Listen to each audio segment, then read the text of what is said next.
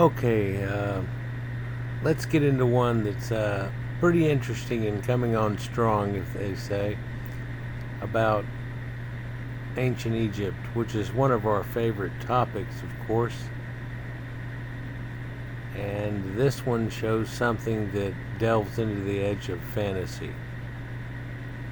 So this is going to take a little bit. And I'm going to try to go somewhat in depth and put about 4 things together and a few more.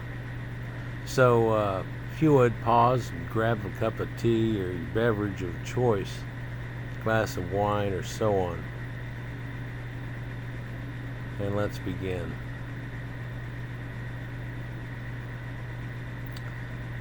There's a new article here that's come out, but there's twin articles on all kinds of networks. Even the MSN did one and everything. And basically a 20,000-year-old labyrinth with 3,000 rooms lies under Egypt pyramid. Centuries-old claim resurfaces. Now, this labyrinth with 3,000 rooms under a pyramid in Egypt was built by an advanced society that lived way before the ancient Egyptians. Ancient historians have raved about it. Well, we'll get into depth a little bit about what they said and so on here shortly, but this is a labyrinth that was reported by Herodotus. And I'll go off on a tangent here in a minute, but let's just stay on track. The word labyrinth is really a Greek word, and most of us, when we think of labyrinths, we think of something like a maze. In fact, there are depictions here showing that there's a maze at the center of this and something, because in descriptions here it's like you get lost in corridors. Herodotus wasn't allowed deeper into it because they said you'll get lost and never find your way out if it takes somebody to know, and we don't. We're not allowed to do it, therefore we don't know. But it's huge. It's about the size of some 12 football fields or soccer fields.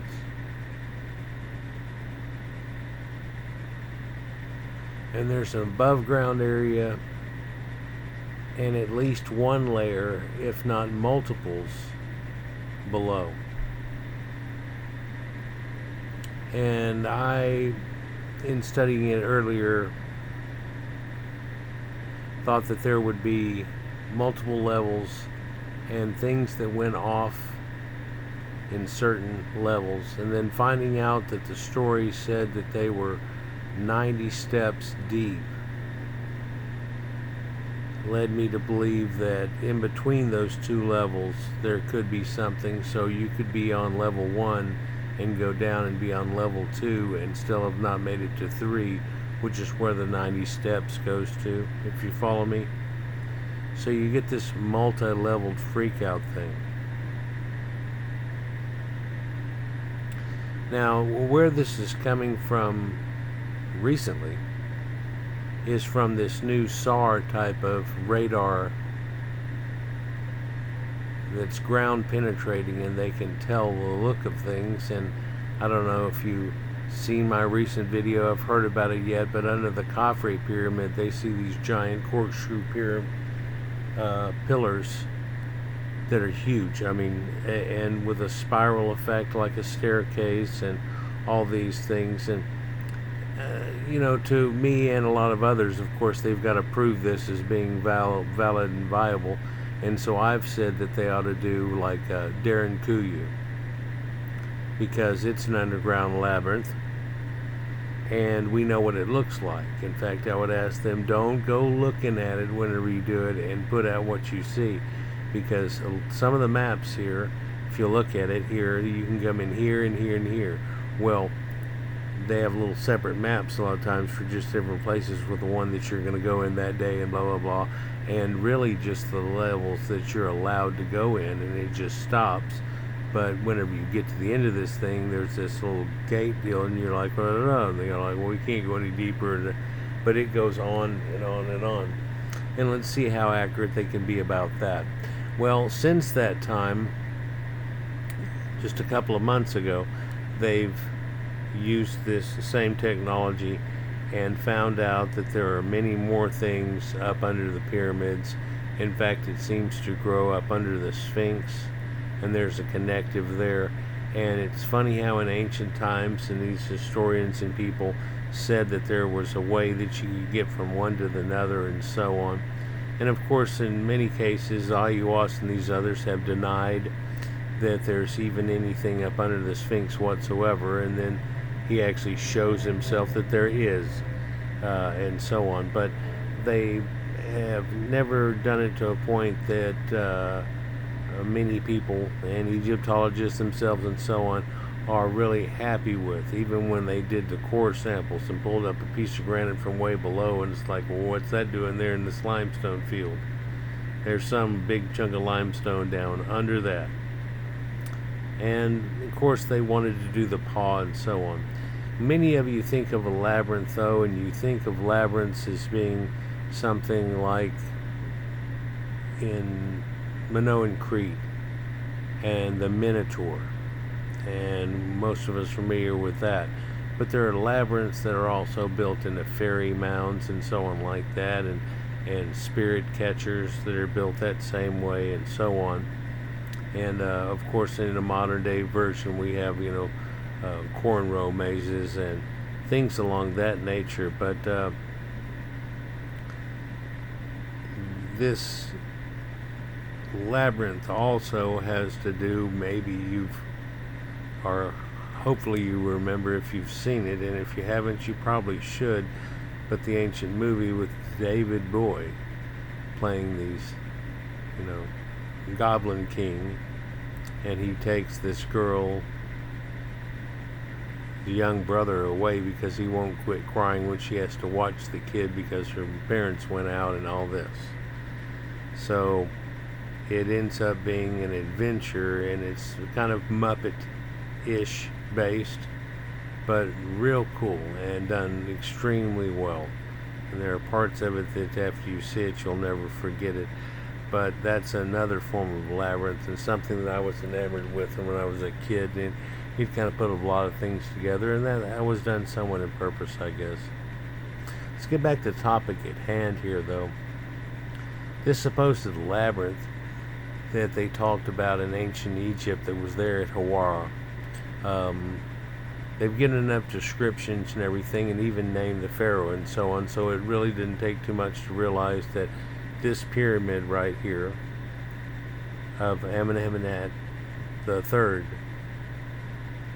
who's the son of Senusret, by the way, in the 12th dynasty. This is his pyramid. And it was one that was made with a mud brick core. Well, actually the core is done with granite in giant megalithic blocks that are incredibly huge. Here I'll show you a picture of what is drawn as descriptive of what Petrie found. And there's a whole story that goes along with that. We'll get into that in a minute. But this necropolis area, this was a famous necropolis area that was being inhabited and utilized in the 12th dynasty here. And in that fact, they always get these mortuary temples and things, and it appears to have gone to ruin, or somebody ended up taking all the stone from there. And when Petrie came to see this, he noted that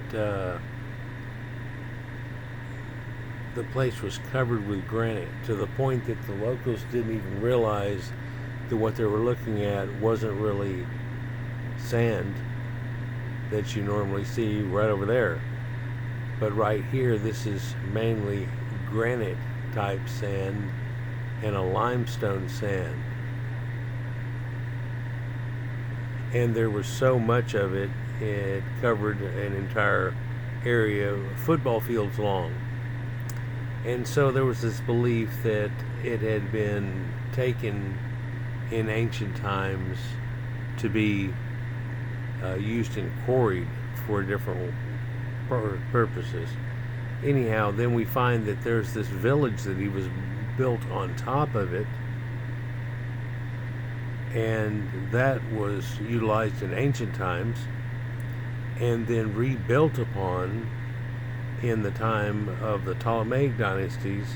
And in fact, they appear to be the quarrymen that ended up taking a lot of the above ground portion of this and utilizing the stone for other endeavors. Follow me? Okay. So, in the Herodotus tale, it tells you a few things that are quite telling, haha, but it refers to the fact that he thought this was more grand than even the pyramids. I'll read a quote from him here in a second, but in this Herodotus' histories, there's always seems to be a problem and an issue, and a lot of it has been seen as hearsay and so on. I mean, let me give you a quick example that I've used for many times. Up until Herodotus' times and all of the Greek tales, the Ethiopians were actually a people that lived in the far east and the far west of the known world, where the sun rises and sets. And in ancient times, they used to have a belief that the sun, because it looks like it when it goes to sunset, gets a little larger, that they thought it was closer to the land there. And therefore, people in the far east and people in the far west used to be called these Ethiopians. It was never a southern people, and the people that, and Ethiopians means sunburnt. And the people that we are giving credit to as Ethiopians from the mistakes of Herodotus were not the Ethiopians are mentioned in that in any of the old Greek tales, and you can see it in Homer and so on, and the tales of that. So it's something that got misconstrued real bad. But if you want to see something worse than that, he actually said the people of India acquire their gold because there's giant ants that are just about the size of dogs, bigger than foxes, somewhere in that range. And in the process of excavating out their burrows, they would take and excavate out gold and pull it up to the surface and make so an ant mound, but basically had a bunch of gold in it, so you could go up there and get gold. Oh, but the only problem with this is that these giant ants that are as big as dogs here could outrun any man, in fact outrun it and take down and kill camels and so on. And I think we know that's a far-fetched tale that he was told by somebody as hearsay, but he recorded it. In fact, a lot of the times he goes, they say this or they say that, even though I don't believe it myself and so on. But he tells you stories, so it's not necessarily a way a historian would be, but it's the father of histories, but he's also the father of hearsay. Irregardless of that, people have seen over time, because of those discrepancies, where he actually went. And they've made maps for it and everything, and I don't even try to find one to show it to you here, but they've made maps where, like, we're real sure that he went to these places.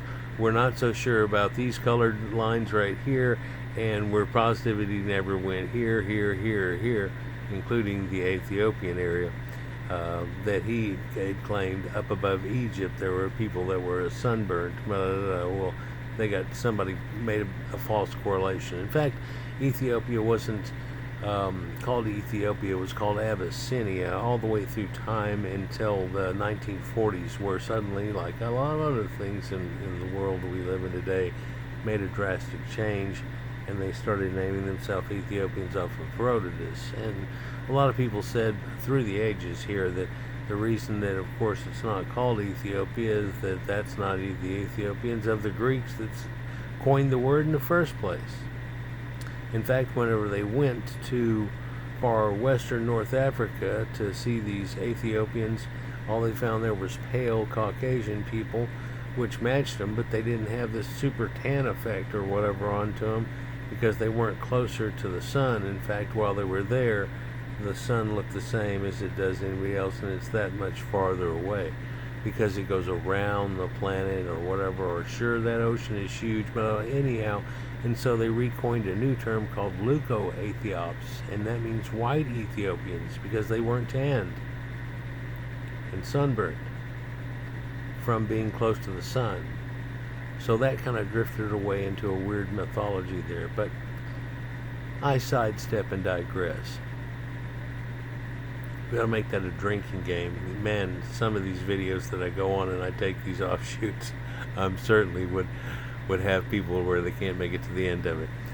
Anyhow, so Herodotus says this place here, that this I saw for myself, and I found it greater than words can say. For if one should put together and reckon up all the fine buildings and all the great works produced by the Hellenes, they would prove to be inferior in labor and in expense to this labyrinth. Though it is true that both the temple at Ephesus and at Samos are works worthy of note. So he's basically at this point saying, this is, oh my God. This is like if you have a local place like Six Flags or so on, and then all of a sudden you're able to go to Disney. In fact, he does something that says like, well, hey, you went to Egypt, you like the pyramids, yeah, you ought to check this out. Like if somebody there is a little bit more mature, they'd be like, you ought to check Epcot out. Sure, you went to the place with it that has the Star Wars thing, and that's fantastic. You ought to check out Epcot. Or if you're into animals, maybe you can do that and have that separate part that's there. Anyhow, the pyramids were also greater words than words can say, and each one of them is equal to many works of the Hellenes, great as they may be, but the labyrinth surpasses even the pyramids. What? Yeah. He makes that claim. And there are others too. Pliny the Elder, or is Pliny the Younger? Younger. And so, and a few others that make these comments here, and they show that they know of it too. In fact, they correlate the data. And people have said, you can't take these 5 guys that talk about this and say they're all working off. One guy said nobody ever saw anything. In fact, he may not have seen it himself. What are you talking about? Because they each make comments that are reflective to each other. So it's pretty neat.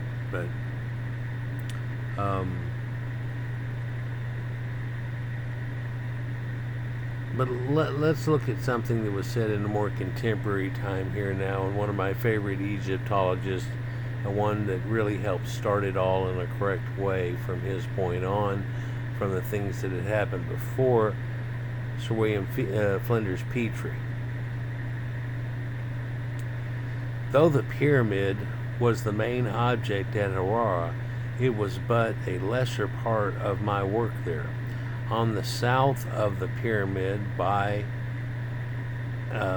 a whole mass of chips and fragments of building, which had generally been identified with the celebrated labyrinth that's supposed to be there somewhere.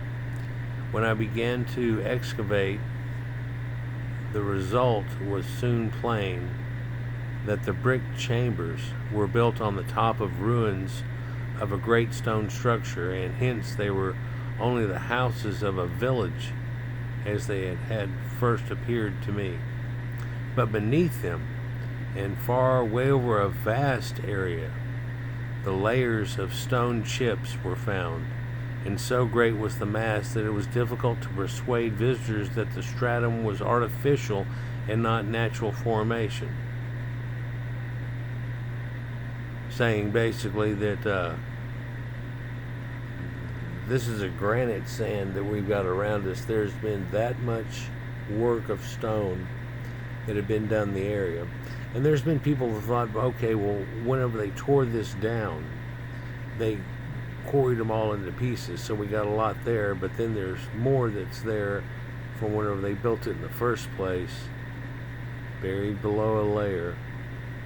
And Petrie got down through the layer and found that it had huge stone slabs that are on the ground, much like the slabs that are in front of the Great Pyramid, if you will.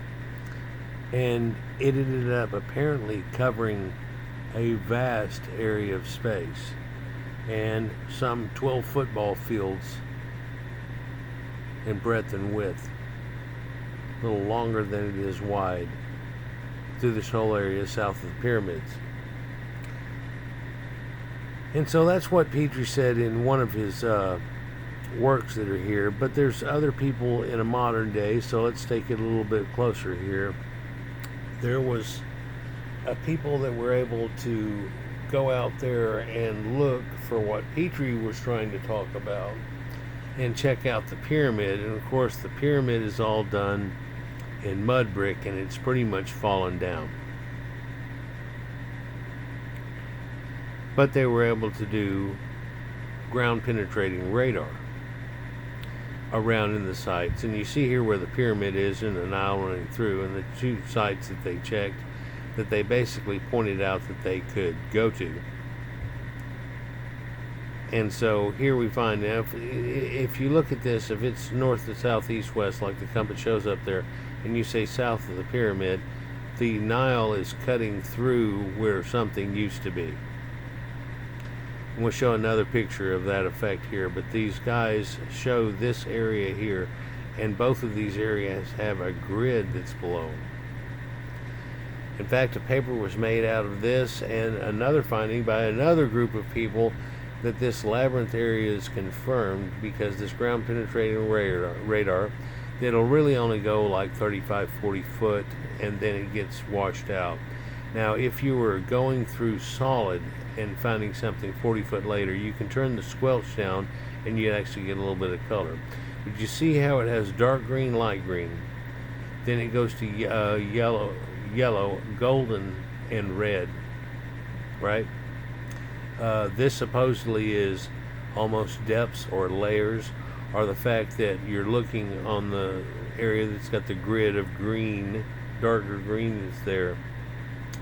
And whenever you can see the red, you're looking through the layer that would be the lightest green to yellow, and down even a floor below there where there's another staircase leading farther down. So it's pretty wicked. In fact, here's a cross section that is from another paper here, and it shows where below the sand that's there currently, the top green area that's there, that they have this wall that's around the whole thing. And so it matches these descriptions that are done by people, and it has this effect here. But these stones that it's made up of that are down below this is much like the Osirian, and it's that style that's there. And Herodotus was told that this thing has an age of like 3600 BC. Something like that. It correlates to it. And so this is something that's been here in a pre-dynastic era, when the people that were here were already still here and doing their thing, but Egypt hadn't come together as one. And I did a recent video showing the Sphinx, and showing that they have found figurines that are at a dump, actually, believe it or not, here at Giza. And in the process they found these Sphinx things, but it doesn't have the Pharaoh's Nemes headdress. It's just a regular person's head, and it's regular size too, which whenever you carve it down to be much smaller and then still have the Nemes headdress on it, it looks a little diminutive. And a lot of people have made this connection a long time, but how long had this thing been there? Well, they know the Sphinx temple and and all this stuff. Yeah, if you look at those stones, they're so eroded, it's wicked to say, well, this and that are at the same time. Whenever you go, well, if it's made out of the same stone at the same time, then how come this is so much more eroded than that, and it's just right here? Some things are not adding up. But that Sphinx temple could have been done long ago, whenever the Sphinx was the Sphinx that I showed in that video. That hooks up to the Narmer palette and so on. Anyhow, below this green layer, there's a water table that ends up showing up, and whenever they have that water table, which is right about the layer or the depth of Petrie finding the slabs. And so they'd have to pump this out somewhat. It'd be easy to do because the Nile's right over there, so they could just pump it downhill in the area there by doing a little quick checks with ground penetrating radar. Go, yeah, if you just had it come out here, it would just seep into the Nile. Go for it. And pump this thing out. And there's other modeling results shown. Let's look at this one here, where they even be able to look at it 3D, and here we are actually even propped up under looking at it across a vent, and it shows all the different larger openings rather than the small little labyrinthine effect, which would be if you were closer using something real good, kind of like a metal detector right on the ground. How many blips would you get and what would you draw versus something like this? But this is actually another form of that ground penetrating radar that's done by radar. It's been done by satellites.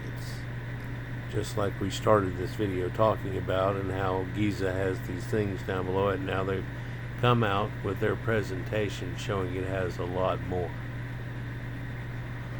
Not doubling down, but tripling down.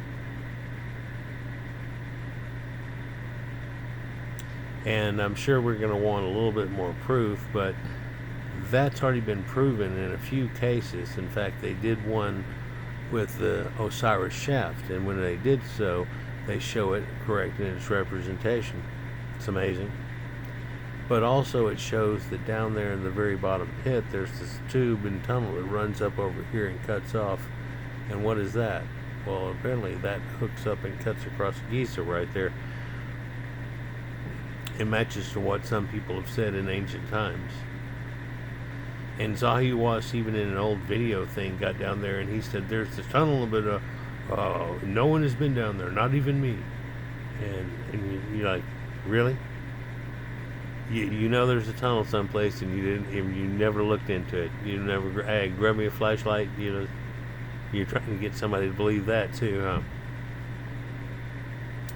Anyhow, some of these ground penetrating radar guys were run off, and that's not real cool by Zahi right there towards the end of what he was doing, because whenever they came out with their study, he didn't like what it was showing down below it, and coming across as we should excavate this now because he wants to make the decision, and if it's not his decision, then he doesn't think it should be made, really.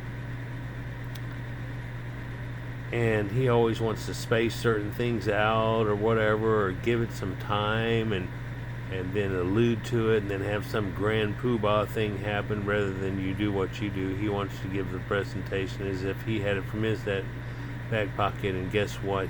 We just found. We did this, we did that. Irregardless, in this other version here, shown with that 3D thing that we were just looking at, bedrock starts at 18 meters. So at that point, we're looking at an Osirian thing. It's like in Giza, we're right there, and it has all those giant big blocks. That's really not the building form that these people were doing even through dynastic times. Linked by giant corridors, some of these halls are 80 meters by 50 meters, linked by giant corridors at depth of 40 foot, 60 foot, 80 foot, and 100 meters, 40, 60, 80, and 100 meters and beyond. That's pretty wicked. So these vast chambers with massive walls plunging into bedrock, colossal complex of great halls at 40, 60, 80 meters and deeper, shown in another check on the same site, correlating the same data. An atrium of approximately 40 meters times 100 meters long, followed by a central chamber of 44 by 44 meters.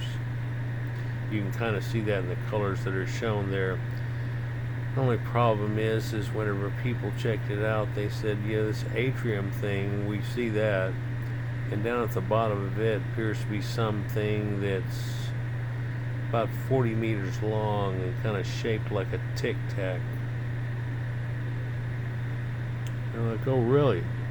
We do kind of have that shape ourselves here on there. Well, what do you think of that? Well, first of all, I think that it's made of metal. In fact, the people that said this have used their equipment to find gold and other things and metals, almost like a metal detector situation, deep for mining. And they're pretty damn accurate. So what's down there? Well, all layers converge at a central corridor or avenue, like the atrium of a shopping mall, where you can see all floors from one vantage point. Follow me? My personal interpretation is that his entire hall was constructed to house a certain position, freestanding object about 40 meters long. The central object is hard to classify. It appears as metallic, not stone or wood. He named it Dippy because the giant Diplodocus skeleton in the Hintz Hall of London's Natural History Museum. It's got that name and it's about that shape. It could be anything. Its shape resembles those of a tic-tac hard mince. You know, tic-tacs? Kind of rounded on the ends. Might also be an upright disc, though, or even a colossal shin ring.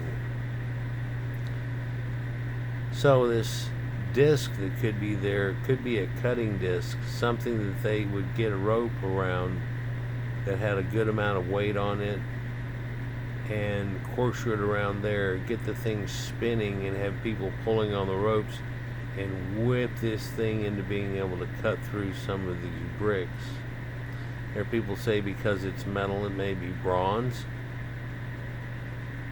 and therefore we may be looking at a circular saw that's huge.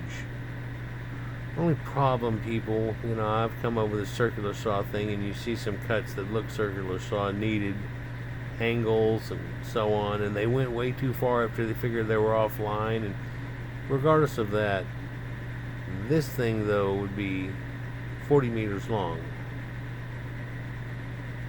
It's 120 feet.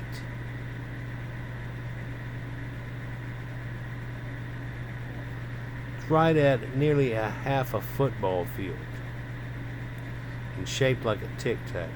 That big object alone raises profound questions, but a more speculative theory is that some kind of portal. So we end with this woo-woo-woo. Either interdimensional or a stargate.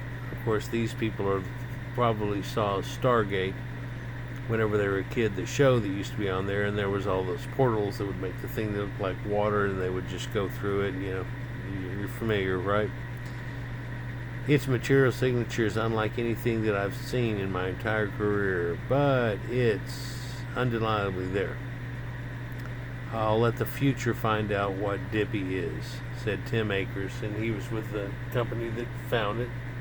That was another correlation. So now there's been 5 different guys or different companies that have made these connections on there, and we need them to do it with this SAR equipment that they did on the others and go, what do you see? But at the same time, not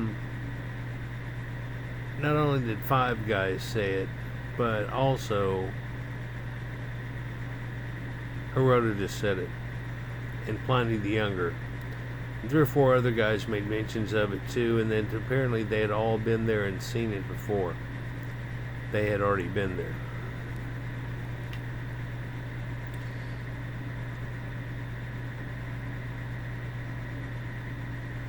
So why isn't anybody moving some sand out of the way and seeing what's there?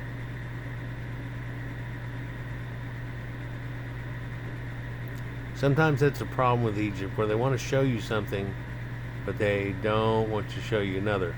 Almost like a magician, where he'd like for you to look at this hand, well, you don't watch what that other hand is doing, or the fact that we're going to ignore this until it goes away. Flinders Petrie, whenever he went up there looking at that first pyramid that was there of Amenhotep III, he started going into the pyramid on the north side, and because that's what all of them had, the portals and the entrances that he had found so far, so this has got to be the same. And they literally bored through this. Of course, it's once they got through the first level, it's mud brick, and so they were able to bore through fairly fast. But it also describes in his papers that he ended up having to take the boards in himself and so on, and to shore up the ceiling, because these are all just mud bricks all held together, and we don't want this to come all down on top of us, blah blah blah. So he was the one doing it himself, by the way, as they bored way off into this thing, and then they ran into granite.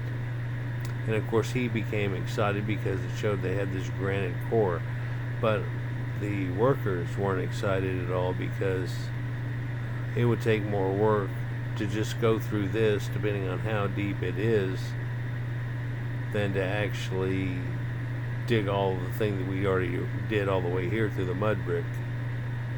This granite is hard.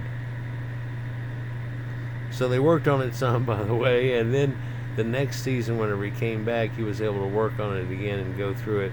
Finally made a breach in it, and you can see a depiction kind of the way that it said that it looks in the inside of it, and that the inside of this was all carved out before, and inset into the ground were these giant granite pieces that you're looking at here, making up the core of this pyramid.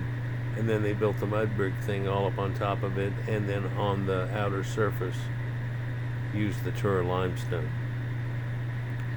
But these slanted things that are coming in here are supposedly some 110 tons. Some of these other blocks here are like 80 tons or so on. And there was somebody that was making a critique of Flinders Petrie, and he said, though, that he was real familiar with like 20 and 30 tons, and so if he thought this thing was twice that big, that's about how much it would weigh. Anyhow, he had to crawl through this whole area. In fact, interestingly, at one point here, while they were under this pyramid, all made of mud bricks, and the whole thing's off, and be careful everything, he ended up bumping his candle and putting it out, and didn't have any matches on him, and had to call back to the guys to go all the way back and get matches so he could relight his candle again. You just think about that for a second. Anyhow, Flinders Petrie said they were sweating so bad he couldn't keep anything dry, including his handkerchief that he used to wipe his face with was soggy. And anyhow, they find that it had these portcullises that are built into it, which are these dropping stones that they put in there, and they're massive tonnage, and they would have to go through all of them and do all of this, and just to be able to get down into the chamber, and trying it from different ways and everything, and through all the time, and other people looking at it. Now, this is basically a diagram in a CAD that's been done to show you what the internal of it looks like, where you see this half-decayed mud brick pyramid. This is the core of the thing. In fact, when it had the outside appearance onto it, it was much more grand. Perhaps he just didn't want to put that much effort into the middle part of it, or was a time constraint, or who knows what it was, but it didn't really happen, I guess. Anyhow, to continue on here, this Flinders Petrie was the first one, though, that went there in the modern area and undertake large-scale excavations in Huwara. He did one series from 1888 to 1889, 1910 to 1911. Petrie's initial interest was in the mud brick pyramid on the site that he identified as that of Amenemhat III, but his primary focus at Huwara was the labyrinth, and he was well aware of historical accounts from it and in antiquity. And so that's why he wanted to check this thing out, because it was grand as the pyramids, but it was hidden. And then he thought, well, it's right here. And then he found it, and he goes, okay, this is it. But for some reason, nothing ever happened. And even in a modern day, whenever these people have gone, well, let me see what the hell he found out here, and they find something that shows all these incredible anomalies. And we were able to find the little pocket by, putting one little camera through a hole and looking in there and finding a pocket. And we went up the air shafts and everything. But how are we going to be able to try to look by drilling a hole at some depth into that other void that's been found in the Great Pyramid? Or how about this right here? Surely this could put a whole lot of Egyptians to work. It would be exciting. You could do claims about it.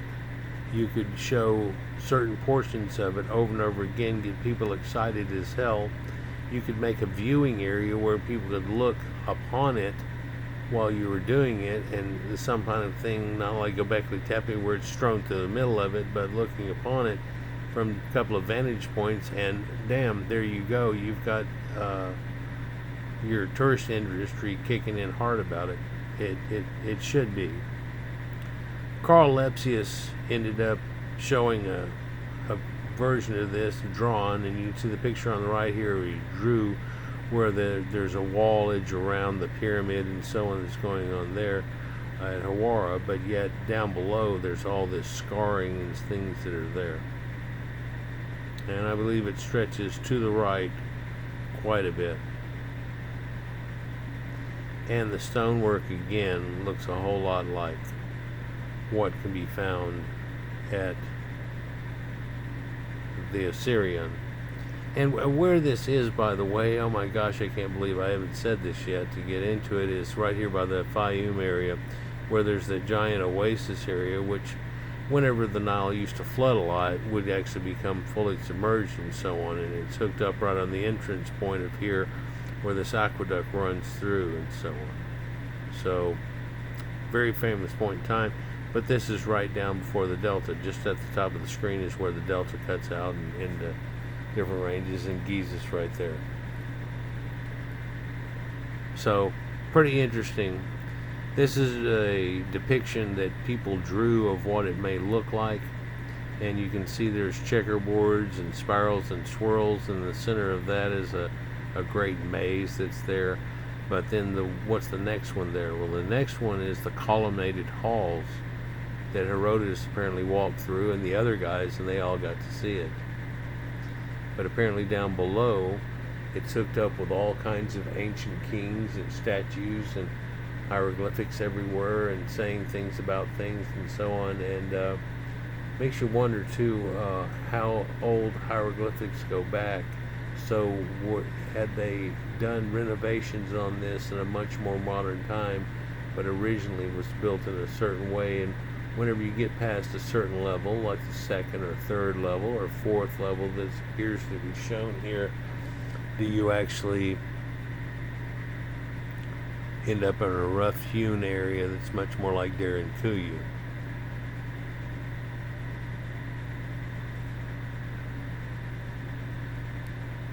Pretty interesting, but Herodotus and others, of course, went into this at different points in history, and this has been one of the things that's been in question, and whether or not they fed on each other off a false claim in the first place, or what actually it was.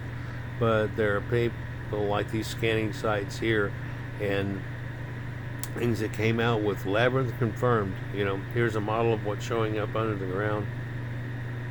Astonishing results. What's down there? Well, okay. Remember how sometimes I talk about this UFO crap, and I say it's in this box over here, and I don't want to talk about it or have people think that I'm some UFO channel or anything like that. But as soon as I read the word Tic Tacs there, I'm like, what's down there? Well, it's something about 40 meters long, and it looks like the shape of a Tic Tac, and it shows up on our thing as metal, and you can tell it's drastically different than any other stuff that's all around there, including granite and so on. And they know what they're looking at whenever they use this, and they say this thing, well, you know, we could be looking headlong down like a coin standing on its side of a disc, or it could even have a hole in the middle and still show up just like this. Or it could be something that looks like a sarcophagus that's that huge, covered in metal. Well, from what I understand, someone asked him a question like that, and it wouldn't be some little gold foil somebody put over something. It wouldn't even be some hammered out piece as thick as what King Tut's mask would be. It would have to be nearly and or perpetually solid to be giving a reading like this. And it could be thinner, but then there'd have to be a bottom part of the ring too to make up for what's shown here. So a thickness it's like that. Wonder what the hell that is. That's got to be some Indiana Jones crap that needs to be done, definitely. What do you think? I think it does. Anyhow, let me know what y'all think down below, and we'll get on to more tellings of this. There's another part of something that I might put in another video, and then I've got a presentation that I'm going to come out with a series that a current channel member here directed me to, which kind of puts a weird dating at that 20,000-year-old labyrinth with rooms, and kind of puts more of a question to a timeline thing, and it's hooked up with ancient Masonic beliefs. And I'll do a series of videos not too long ago from now, but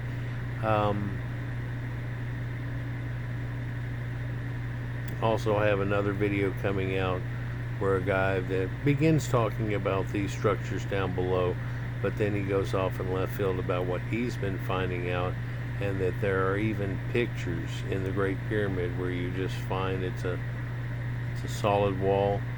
Well, it's not really. In fact, in the granite themselves, the sheets of granite, because it has lighter areas and darker areas, and it's usually just a constant mix. It's not quite. It's got a little swirl through it, and that swirl through it is showing that these were selected for their exact look. And he goes deep and off into left field in quite a few things. I think I'll put that out here shortly too, but I want people, I'm freaking out on this stuff, but it's real exciting to me that they have something like this being shown, and we need to see if there is any correlation to the truth of what this is. I mean, surely they're down below the bottom of the pyramid. We can see if there's any way that connects to anything that's shown on here, because those columns are supposed to go down thousands of yards here and then end up in a big open area like a cavern, but it appears to be somewhat square. Anyhow, what do you think about this technology that's coming out? But regardless of that, they have that ground penetrating radar you drag across it, one that worked out of a plane, another variation that works off of satellites and information that's different than the SAR one and the SAR one. So we ended up getting 5 correlations and a whole bunch of ancients that talked about this thing, and maybe we ought to give it a look at it. I mean, it's supposed to be as grand, if not better, than the pyramids, right? Well, then why would Zayawas try to keep everybody away from it? Why is it that 2 of these guys' papers, whenever they tried to come out, he stifled it, one of which he took the guys and put him in jail, who was part of the college that's just right there.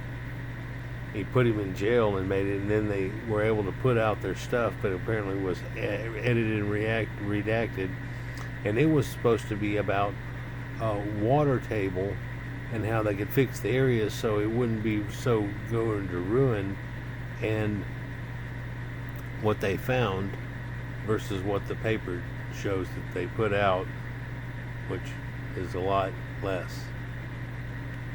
let's say. Anyhow, let me know what y'all think down below, and we'll get on to the next one. Peace.